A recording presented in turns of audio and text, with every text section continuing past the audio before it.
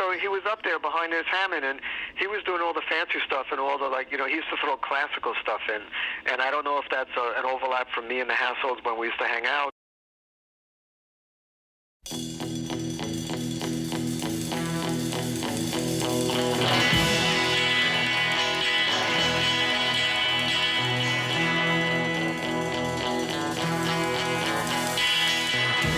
I see you, babe, I lose control. I cannot stay away. And just to have you near me, I would sell my soul and give my world away. 'Cause something's pulling me, and anyone could see that your love is like a magnet, baby.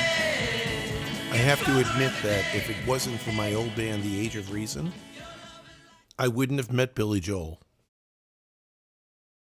In 1967, I was drumming for a band called The Age of Reason.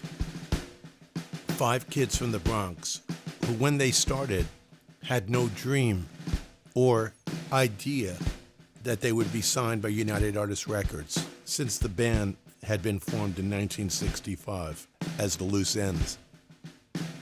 Our first shows were in the city, at the Cafe Wha. We did that during the summer of '66, and somehow we got a manager. Alan Turner, our lead singer and writer, found us Ron Schubert, who officially worked for CBS TV and was managing bands on the side.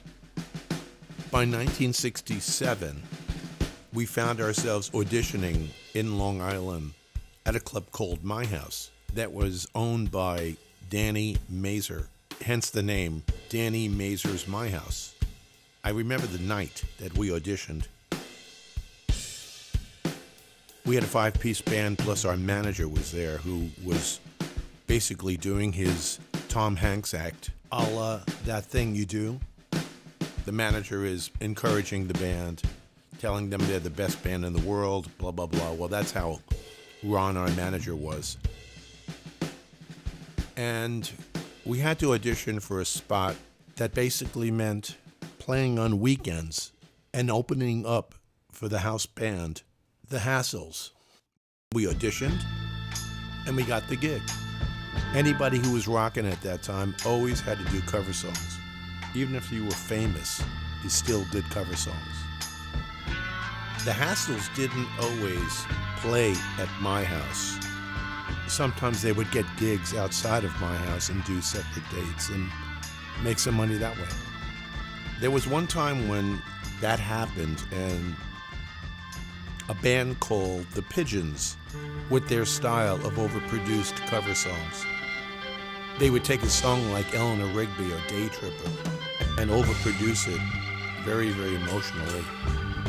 But they ended up changing their name to the Vanilla Fudge because they got a record deal.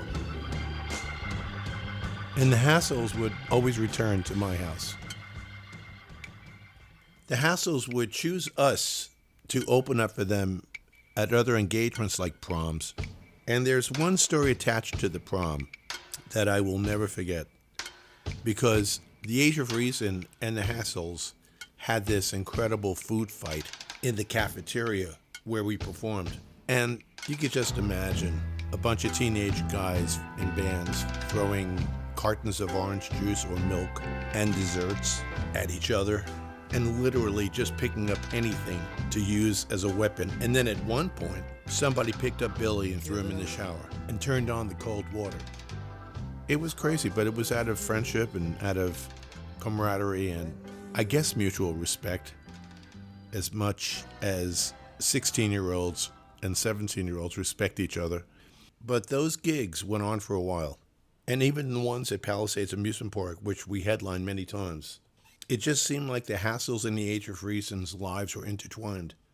But at that time, I really wasn't close to Billy. In fact, it was very difficult to get to reach him and talk to him. And he was kind of, I don't know if aloof is the right word, but he was very more or less introverted and didn't really socialize with the Age of Reason that much. At least not as much as John Smallwood or John Dizak or even Richie, who was shy too.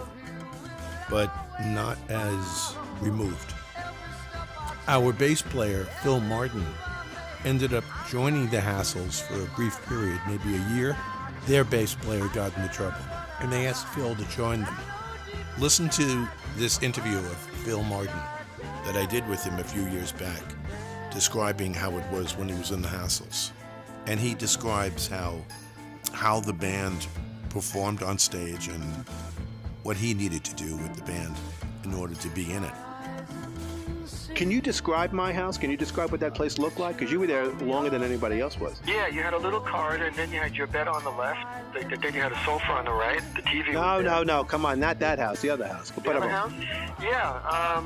The door was on the right, and the whole thing with the front glass window that was darkened, so you couldn't see in. Okay. And there was a waiting area in front, and then the big room in the back with the stage along the whole back wall.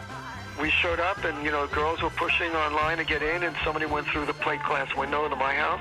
Yeah, somebody went through the plate glass window because the crowd was so big. Howie went to jail. He got busted. Howie's the bass player, right? Howie's the bass player. He got busted. Okay. So they had auditions to fill Howie's shoes. And I sort of had an in because they knew me, and they liked the way I moved, and Howie and I moved in a similar manner. Okay. And they had the thing, the perpetual motion of the Hassles. That's how we used to go on stage. I used to go on first because we started from one side of the stage, and the lineup was me on the far left, facing the stage, and then Billy up on a riser, and then down below in the middle was the lead singer, Little John Dizak, and then up on a riser behind him more. And we're perpetually moving more and more over to the right side. Up on the riser was on the same level across from Billy was the drummer. And then in the lower right-hand corner, stage right, was the guitar player, Richie. So I was on far left, so I used to go on first. Okay. And no, actually the drummer went on first, and he played this whole thing. And then I would run on and then start playing the bass line and start dancing. Right. And then Billy would come on and do a whole thing on the organ while the drums. So we kept adding pieces, and then we would all build to a crescendo, and then it would come to a perfect stop, and then somebody on a mic from backstage, usually the manager, used to say, "The perpetual motion of the Hassles."